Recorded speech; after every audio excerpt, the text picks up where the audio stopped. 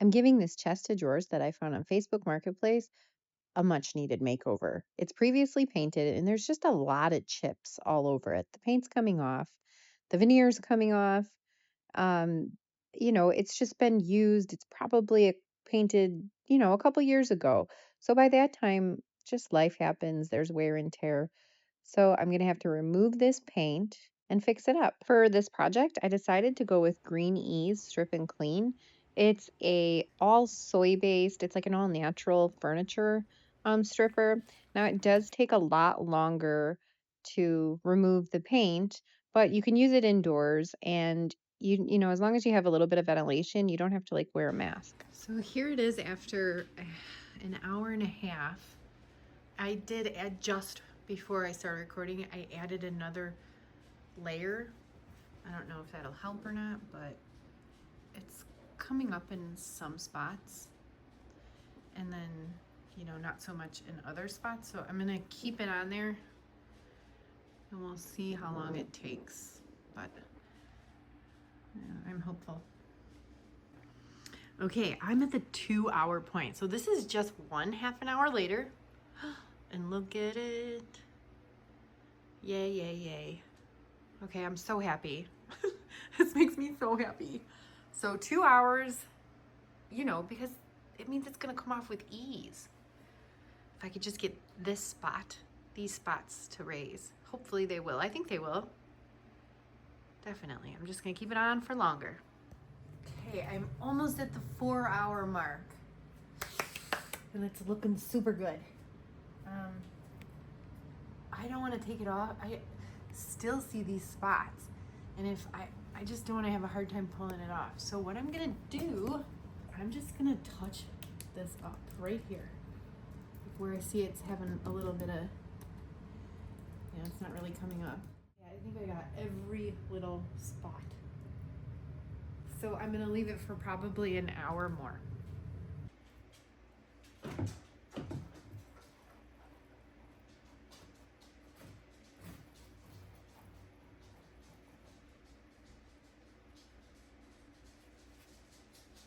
Okay, some of it's dry. So what we're gonna do is wetting it up again. I need this to be easy.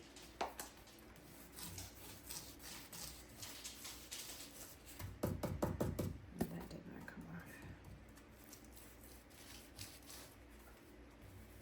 Okay, sometimes you just gotta wet it again.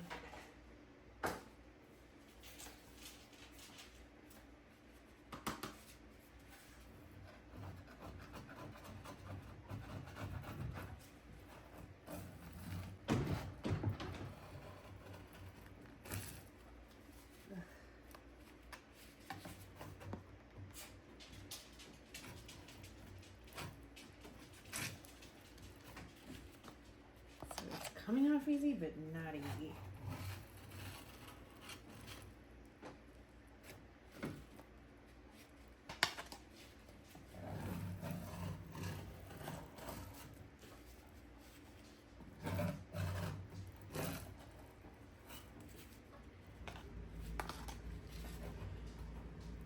It looks like we're getting through.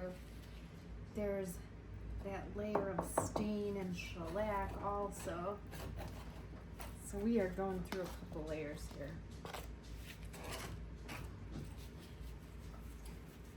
I hate that it was not as easy as I wanted it to be. Still, pretty good.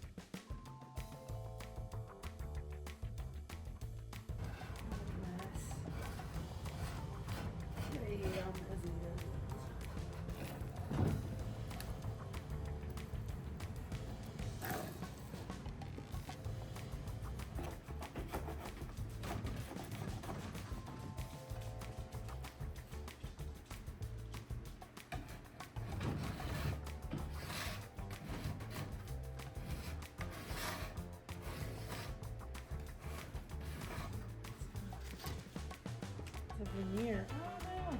Yeah, the veneer's popping up too.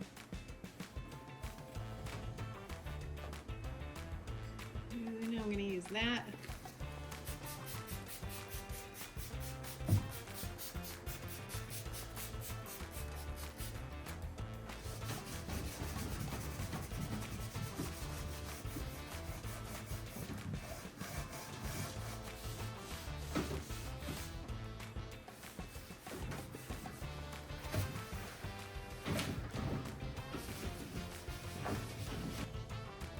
Now from this point, I'm just going to go ahead and strip the rest of the piece, the sides and the drawer fronts. And this whole process takes me days. It took a really long time. It was grueling.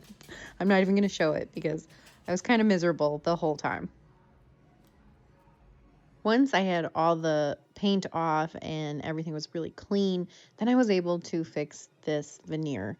So some of it was just popping up and chipping. So I just added some wood glue.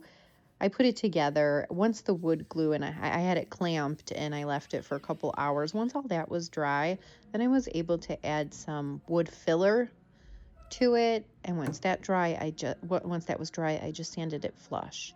So ultimately I decided this was such a pain in the butt to strip that I'm just going to repaint this. It's not in great condition. And even if I sanded it, it's still not an awesome like burl wood kind of design or like tiger oak design. I don't know. It's not looking great. So I'm going to paint it. I use a walnut wood filler just to fill in some of the holes and the damage. Um, and again, once that's dry, I sand it flush. And there's some on the sides, some on the drawer fronts, just all around. And when you're painting something, it's so much easier to cover. If you're not painting it, you'd have to like re-veneer it, and we're not doing that.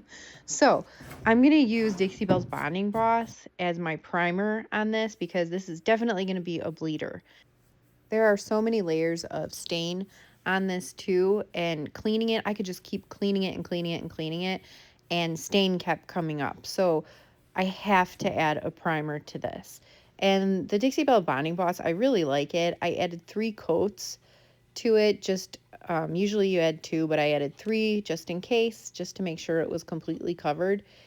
It is a blocking primer and an adhesive primer. And then I use the gray for the drawer fronts because I'm going to decoupage. And then for the top and the sides, I just used the clear one that I had.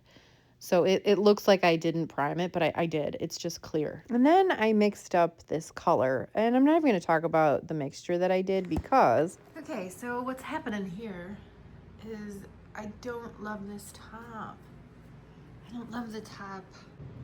So what I need to do is apply my decoupage to the front like I had planned.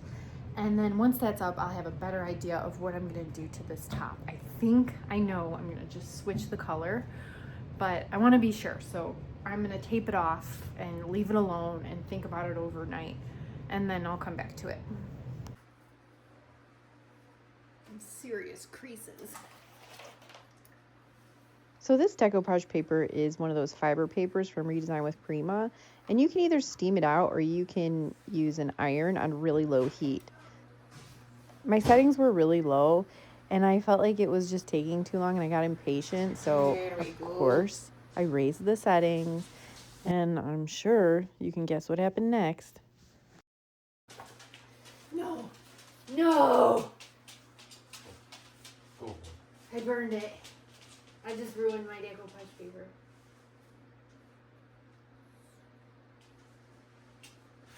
How quickly things can just go wrong.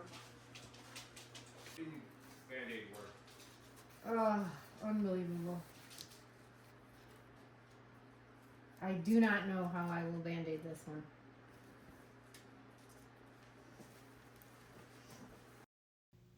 So, like every project, when something goes wrong, I just take it step by step. I know that the bottom half of this paper is in good shape, so I'm just going to start applying it like I would if it wasn't messed up at the top. I truly believe with all these projects that everything is fixable. because we're using paint. So you can always cover up paint. You can always just work it out, you know. That I'm always confident in. So I wish it went smooth. It didn't, but I know in my gut we'll figure it out as we go along.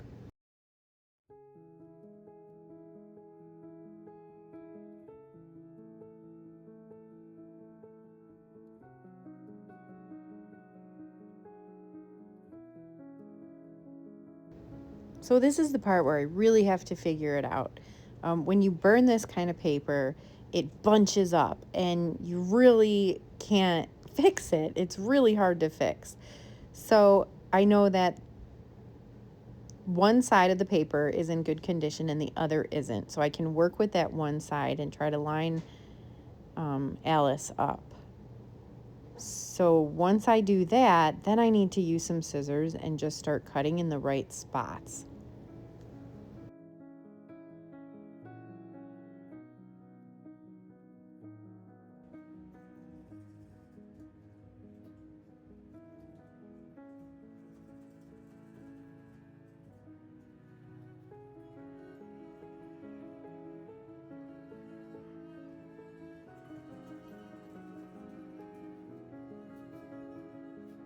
So as you can see, what happens when it burns is the paper like shrinks in certain spots. So I know there's going to be some wrinkles in that spot, but I'm going to try my best to get them out, and I'm going to try to stretch the paper as best as I can. Um and and I figure in my head, you know what? If it doesn't line up, then I'll just paint it in, right? I mean, I'm going to paint in the sides anyway, so I can do this. But miraculously, can stretch it enough to where I only need to cut it in one spot. It just takes me about 10 or maybe 20 minutes. This is sped up, but it takes me a little while to just figure it out and line everything up. So you just, when you make mistakes like this, just take your time, know that everything is fixable and you can figure it out somehow, with creativity.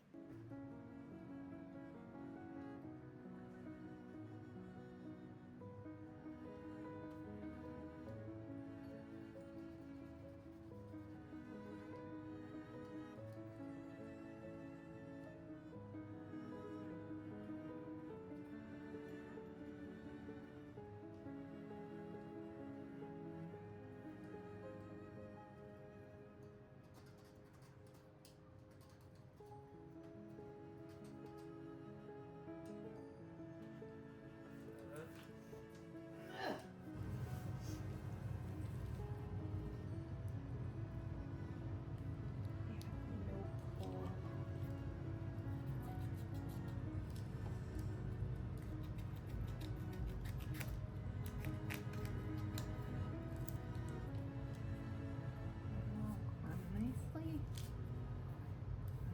I will paint that in.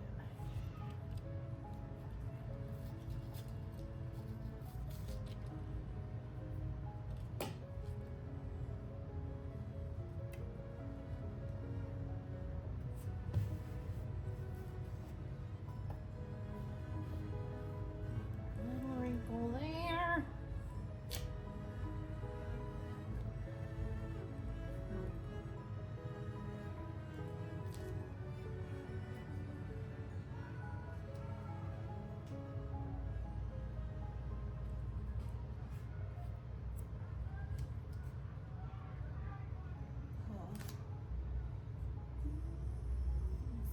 Stretch.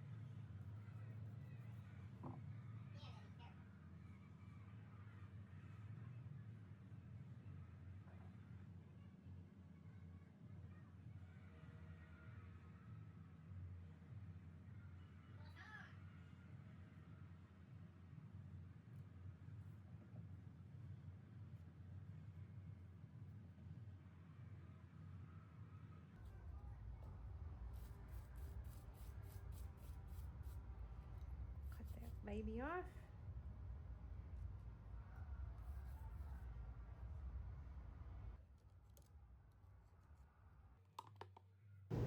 Okay, and then once I have the burnt part on, I can just continue with the rest of it like I normally would, which was pretty fantastic.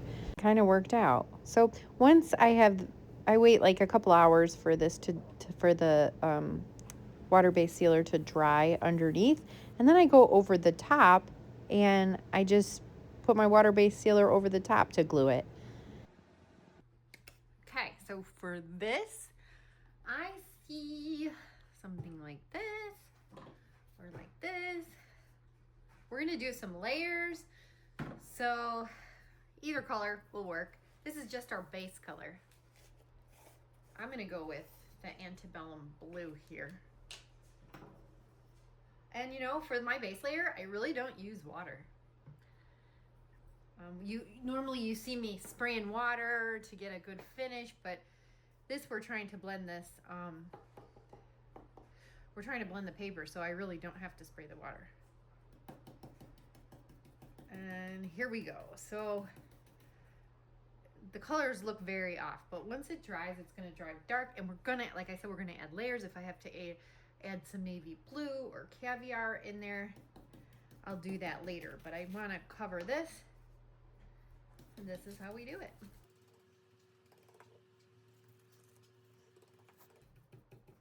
I don't wanna paint it on there. I'm just gonna stipple it on there.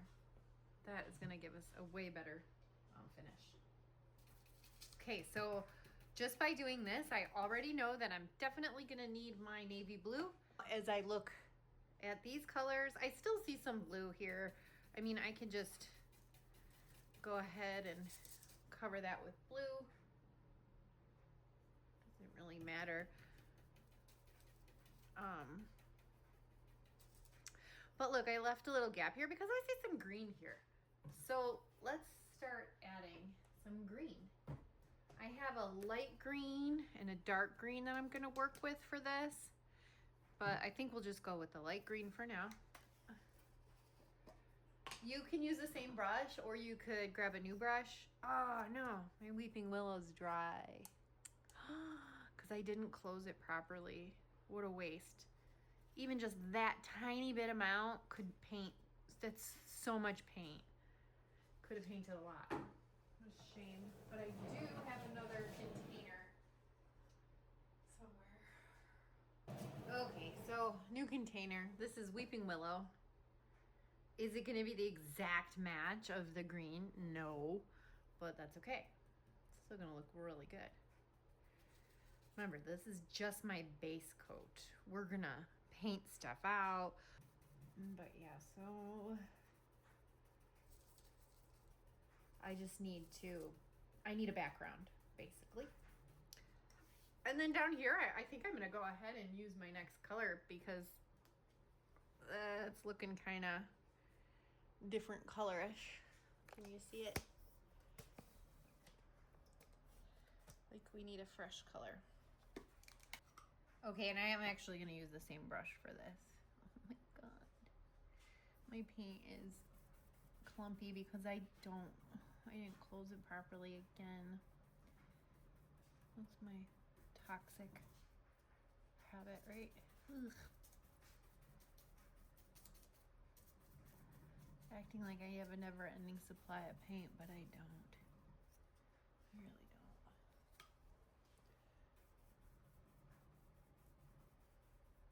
That has some yellow in there. That's really pretty. Ooh, and now I see like brown, so we will go to our next color, which I pulled out Coffee Bean from Dixie Belle. Oh my gosh. So if your paint is like mine and it's chunky, all you're gonna do is need to add water. And then you can stir it around. I mean, with a plastic fork or something. If you have a paint stirrer, that will even better. But I just want to do this while we're doing this live.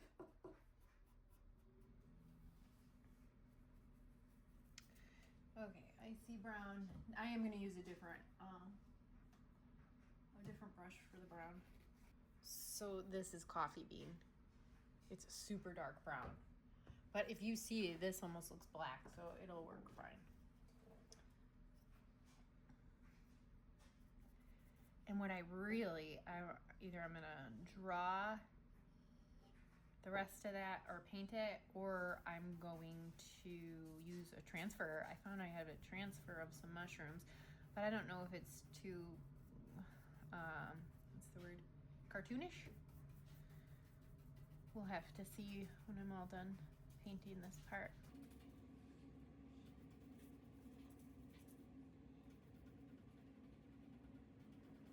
And then we're gonna add layers, but I'm gonna let this base coat dry, and I'll do the other side right now while this one's drying, and then we'll go in with some more colors and paint it in.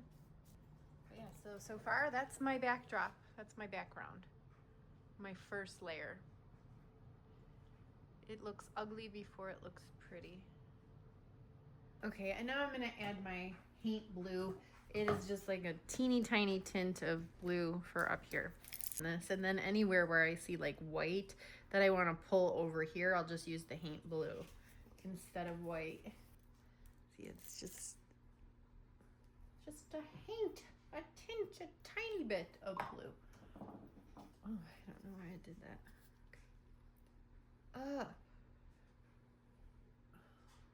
Sometimes I'm a mess.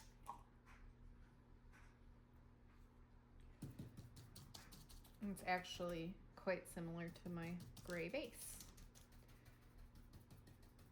See, like I have colors here. I could paint that out. That'll look really pretty. I did lose some of my butterfly there, so I might have to, I'll have to do something about that. You know, and I can also pull this down. Nobody said you can't, right? Wow, so even over here, I see a little bit of blue. So what'll happen is if I pull this blue while it's wet over here, just, oh, see, I'm getting a bit more of that. It's almost like dishwater color. Because we wanna, and also you can make your own design in here, because if it doesn't match at the seam of the paper, it's gonna be a little bit of a problem. So I can pull this over here too to get a little bit more of the matching colors.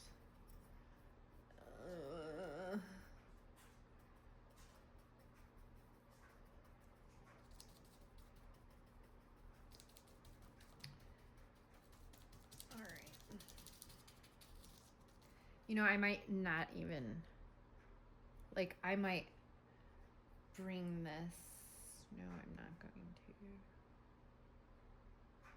I might add some green.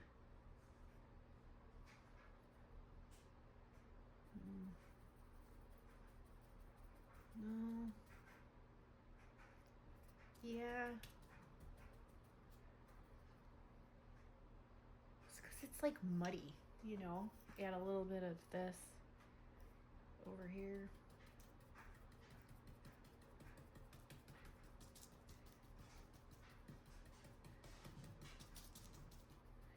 And now, look, it's like, oh my gosh, you just added all these colors. What the heck, right?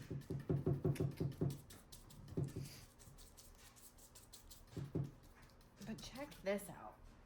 Now this is my little fun thing. Now I'm gonna take a dry brush.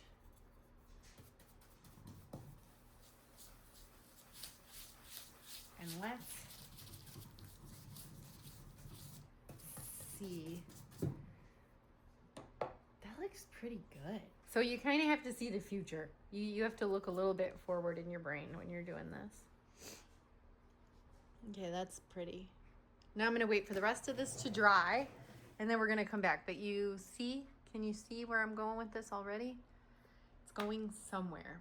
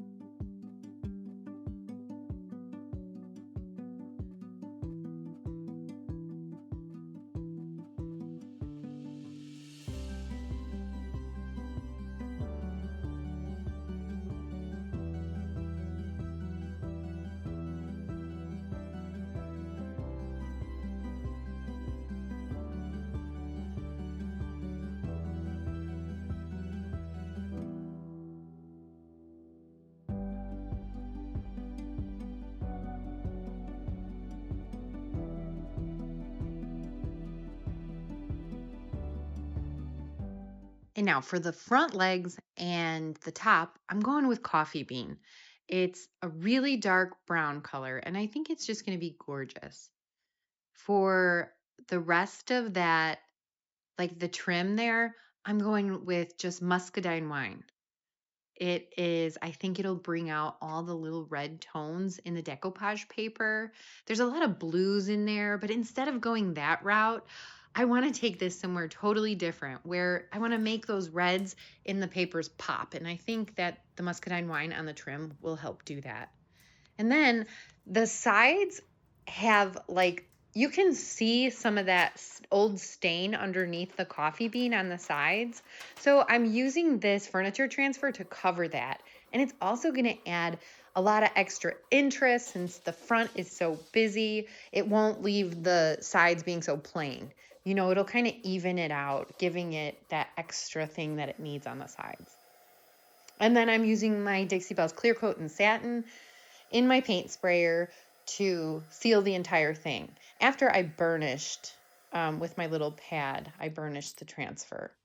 And then to add some antique gold gilding wax to the hardware that it had originally, just to kind of, zhuzh it up a little bit, make it sparkle. But not too much, That's why I really like this color because it's not too much.